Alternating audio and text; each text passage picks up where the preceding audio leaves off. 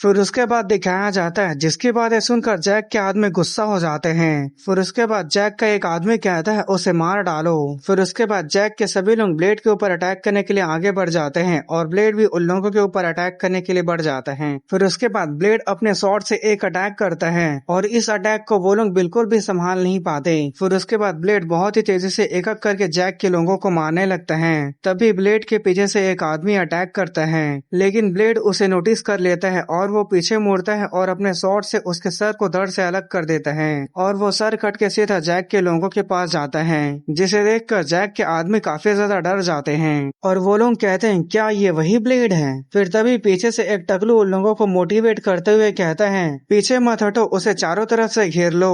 उसकी बातें सुनकर वहाँ खड़े सभी लोग ब्लेड को चारों तरफ से घेर लेते हैं। फिर तभी वही टकलू कहता है तुम लोग क्या कर रहे हो, जब उसे चारों तरफ से घेर लिया तो उसके ऊपर अटैक करो। पर वो लोग सोच रहे होते हैं ये अपने स्वॉर्ड के साथ बहुत ज्यादा स्किल्ड हैं, अगर हमने जरा सा भी लापरवाही की तो हम यहीं पर मारे जाएंगे। यहाँ पर किसी में भी पहले आगे बढ़ने की हिम्मत नहीं है। फिर ब्लेड कहता है तुम लोगों को ज्यादा सोचने की जरूरत नहीं है, क्योंकि वैसे भी मैं तुम सभी लोगों को टुकड़ों में काटने वाला हूँ। फिर उसके बाद जैक के सभी लोगों के ऊपर सेम वैसा ही लाइन दिखाई देने लगता है जैसे कि गॉर्डन के रोजेस स्माइल में तबाही मचाने के समय आया था। फिर ब्लेड एक स्टैंस लेता है और सामने की तरफ अपने स्वॉर्ड से एक जबरदस्त हॉरिजॉन्टल स्लैश कर देता है, जिसके वजह से जो भी उस अटैक के चपेटे में आता है या तो वो मारा जाता है या काफी ज्यादा घायल हो जाता है, जिसे देखकर जैक के बाकी आदमी कहते हैं आखिर हम इस जैसे को कैसे रोकेंगे। फिर तभी ऊपर वाले फ्लोर से आदमी कहते हैं हम ये फिश नेट को फेंकेंगे, ये आयरन से बना हुआ है। फिर वो ब्लेड के ऊपर फिश नेट को फेंक देते हैं, पर ब्लेड एंड टाइम पे उसे नोटिस कर लेता है और उससे बच जाता है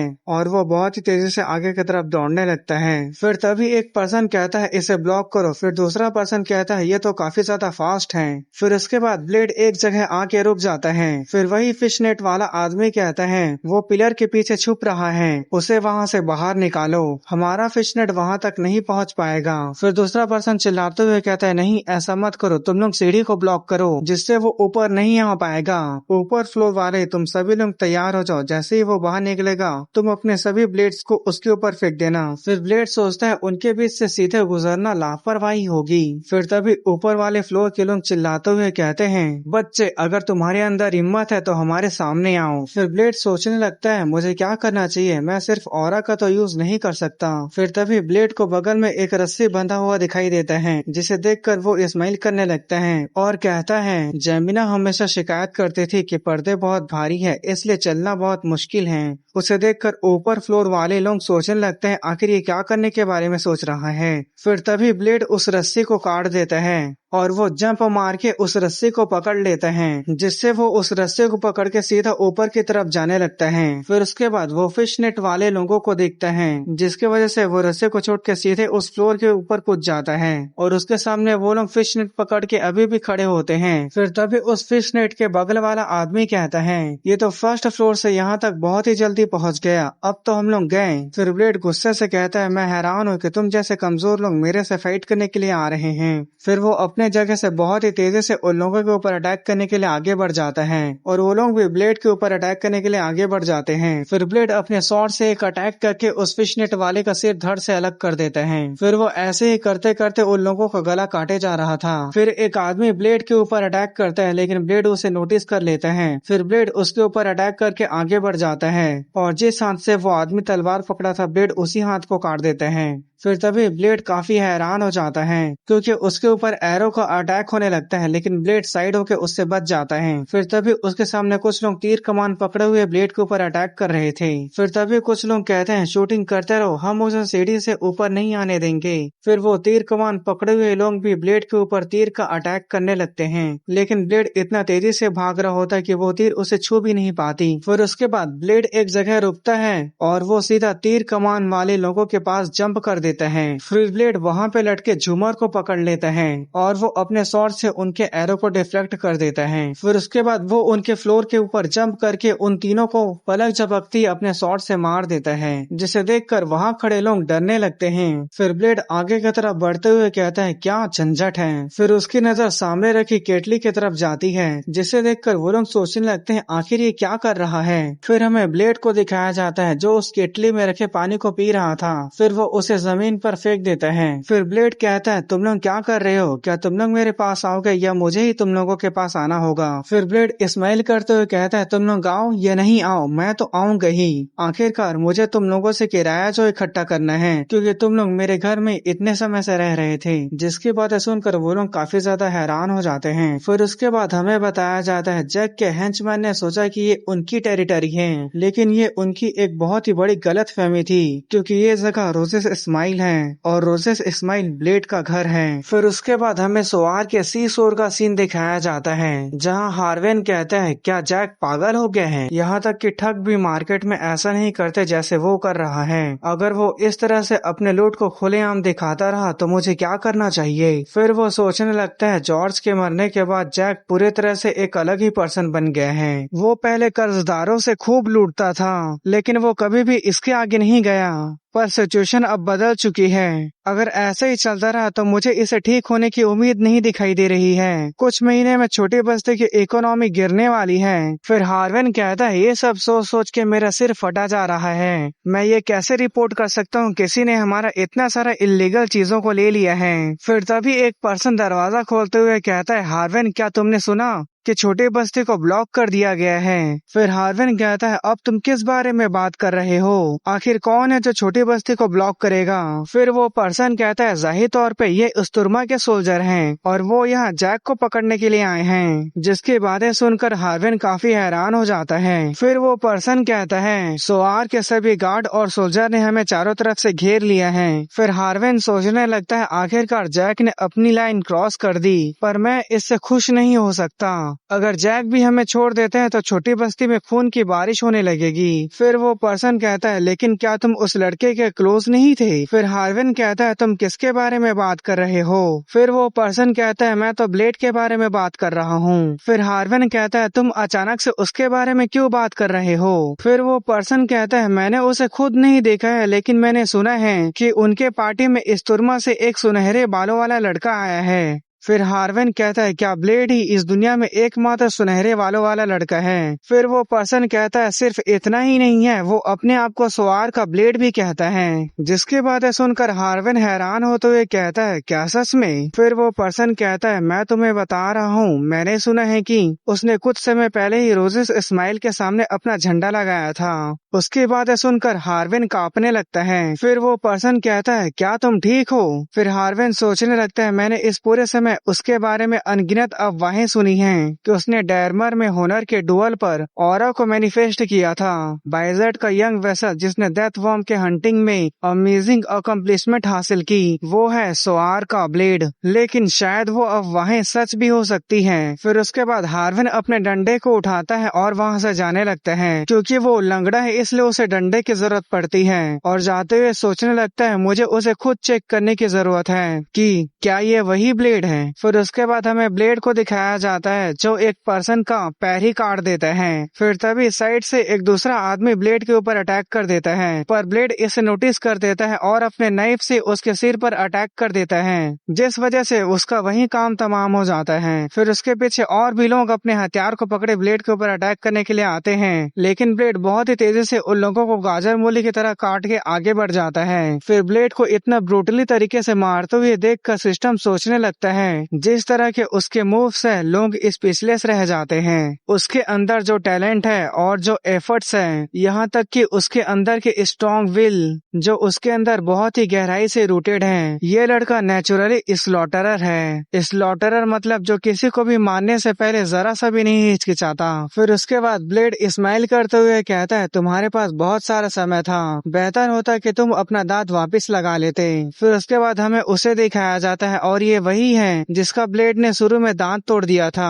चाहे ब्लेड को पकड़ना हो या मर्सिला को बालों से घसीटना हो, ये हर जगह था और वो अब जान की भीख मांग रहा है। फिर ब्लेड कहता है लेकिन अब तुम्हारे पास समय नहीं है, और ये कहकर ब्लेड अपने तलवार को उसके सीने के आर पार कर देता है। फिर सिस्टम ब्लेड से कहता है इतना काफी होना चाहिए, और फिर हमें उसके पीछे दिखाया जाता है जहां मरे हुए लाशों का ढेर था।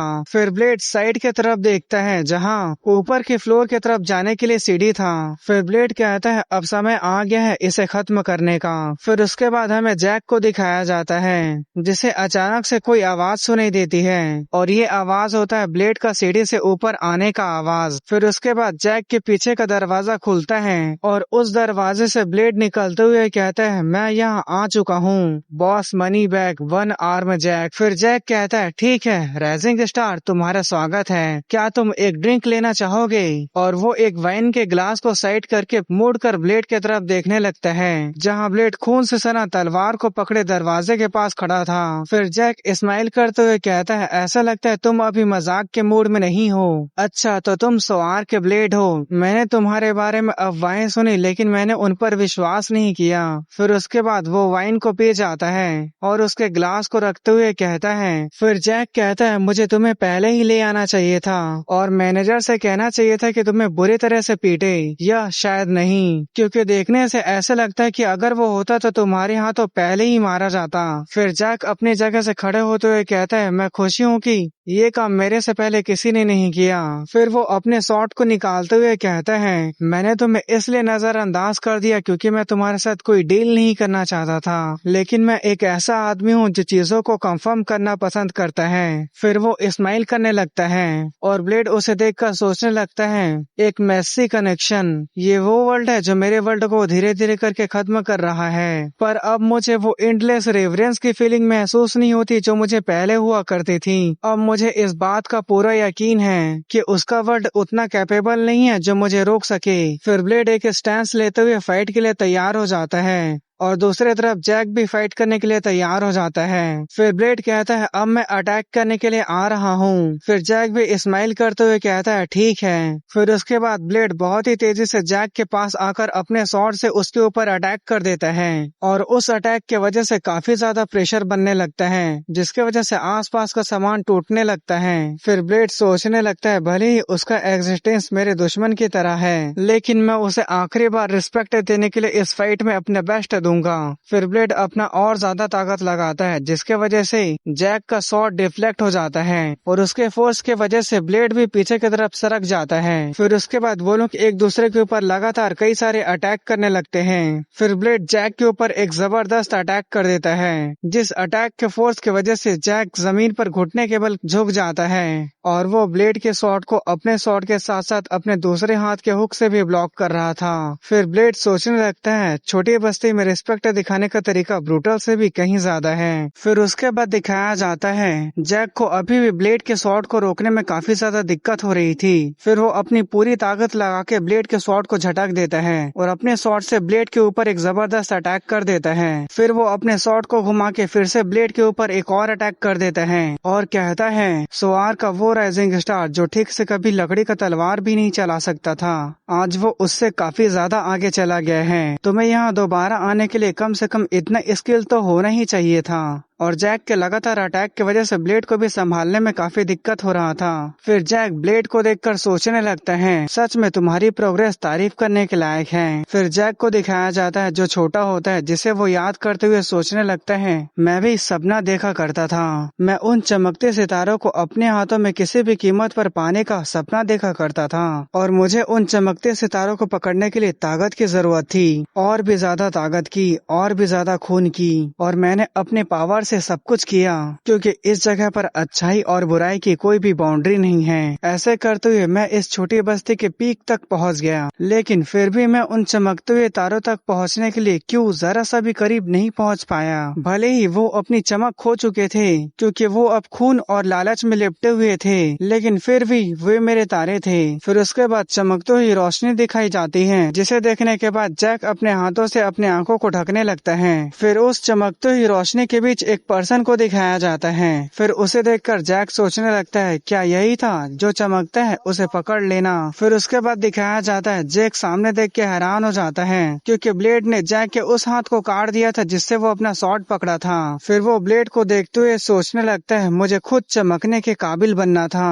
और ब्लेड यहाँ पर अपने वर्ल्ड को एक्टिव करके अपने स्वॉर्ड में ऑरा को फ्यूज कर लिया था, जिसके वजह से जैक का दूसरा बाजू कट गया था। फिर जैक अपने दूसरे हाथ से उस कटे हुए हाथ का ब्लड रोकने की कोशिश कर रहा था और दूसरी तरफ ब्लेड भी काफी थक गया था और वो हाँफ रहा था। कुछ पल के लिए तो वो गुस्से से अपना दांत पीसने लगता है, फिर वो दूसरे पल स्माइल करने लगता है, फिर वो हंसते हुए कहता है बहुत ही अच्छा। अगर जॉर्ज यहाँ होता तो जॉर्ज ये देखकर काफी खुश होता, लेकिन इस वजह से ब्लेड को काफी गुस्सा आ जाता है और वो उसके ऊपर अटैक करते हुए कहता है अपना बकवास बंद करो, जिसके अटैक को जैक अपने दूसरे हाथ के हुक से ब्लॉक करने लगता है, लेकिन ब्लॉक करने में उसे भी काफी ज्यादा दिक्कत हो रहा था। फिर ब्लेड सोचने लगता है तुम बिल्कुल भी माफी के लायक नहीं हो, जॉर्ज के मरने में तुम्हारा भी हाथ था, तुम टूटे हुए रोजे से इस्माइल को डिवोर कर रहे थे और तुम वो कमीने हो जिसने मर्सिला को बेच दिया। फिर ब्लेड अपने शॉट को घुमाकर उसके ऊपर कई सारे अटैक करता है, जिस अटैक को वो बिल्कुल भी रोक नहीं पाता और उसके बॉडी में कई सारे कट लग जाता है, पर तब भी वो हार नहीं मानता और अपने दूसरे हाथ के हुक से ब्लेड से फाइट करने लगता है और कहता है आज का दिन तो काफी अच्छा है, हमें पार्टी करना चाहिए, तुम तो मुझसे भी ऊंची ऊंचाई पर चढ़ चुके हो। फिर ब्लेड कहता है मैंने तुमसे कहा नहीं था अपना बकवास बंद करो। फिर ब्लेड जैक के ऊपर अटैक कर देता है, लेकिन जैक अपने हुक से उसके शॉट को डिफ्लेक्ट कर देता है, जिसके वजह से ब्लेड को काफी गुस्सा आ रहा था और वहीं दूसरी तरफ जैक हंस रहा था। फिर वो अपने शॉट को जोर से पकड़ता है और सामने की तरफ एक जबरदस्त अटैक कर देता है और वहीं जैक भी अपने हाथ के हुक से उसके ऊपर अटैक कर देता है। फिर उसके बाद हमें खून टपकता हुआ दिखाया जाता है और ब्लेड ने यहाँ पर अपने शॉट को जैक के पेट के आर पार कर दिया था। फिर जैक स्माइल करते हुए सोचने लगता है ये सही है, जॉर्ज जैसे बड़े वर्ल्ड वाले पर्सन से कुचलकर मार दिए जाने से ज्यादा बेहतर होगा एक ऊंची उड़ान भरने की कोशिश करने वाले यंग वर्ल्ड के हाथों कुचलकर मर जाना ज्यादा बेहतर होगा। फिर ब्लेड कहता है क्या तुम्हारी कोई आखिरी ख्वाहिश है? फिर जैक अपने हुक को ब्लेड के सिर के ऊपर रखते हुए कहता है तुमने बहुत ही अच्छा काम किया, जाने से पहले थोड़ा आराम कर लेना। उसके बाद सुनने के बाद ब्लेड कुछ भी नहीं बोलता।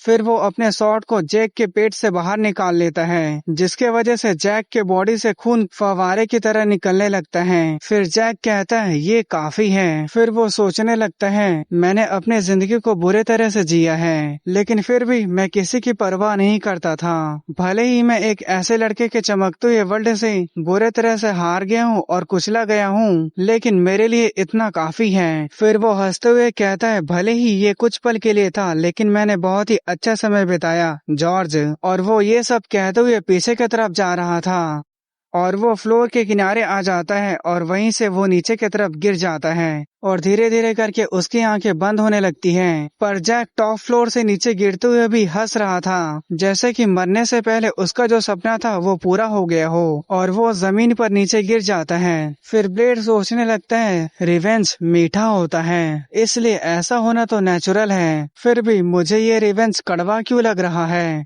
आखिर इसका टेस्ट क्या है। फिर ब्लेड पीछे मुड़कर देखता है जहाँ वही वाइन था जिसे जैक ने ब्लेड के लिए बनाया था। फिर वो उस वाइन के तरफ आगे बढ़ता है और उस वाइन को उठाकर पी जाता है। उस वाइन को पीने के बाद वो थोड़ा देर पहले जैक की कही हुई बात को याद करने लगता है, तुम मेरे से भी ऊपर चढ़ोगे। उसकी बातों को याद करने के बाद ब्लेड सोचने लगता है। फिर वो उस ग्लास के बगल में अपने हाथ को रखता है और कहता है इसे वापस ले लो, क्योंकि एक नाइट सिर्फ उतना ही लेता है जितना उसे कीमत चुकाई जाती है। और फिर वो वहाँ से जाने लगता है और ये वही गोल्ड कॉइन होता है जिसे जैक ने ब्लेड को पहली मुलाकात में दिया था।